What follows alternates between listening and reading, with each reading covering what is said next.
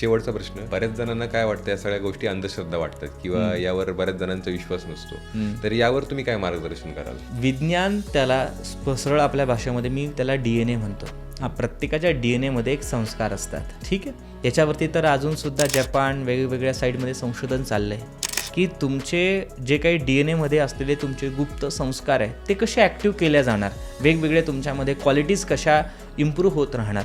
तर DNA जिथून आपले DNA कनेक्ट आहे ते आपली कुलदेवता आहे, मला असं वाटतं. तर तुम्ही तिथपर्यंत गेलं पाहिजे, त्याच्यातली तुम्हाला जीवनामध्ये तुम्हाला खूप त्याची ऊर्जा भेटते, त्या अनुषंगाने तुम्ही बघितलं पाहिजे.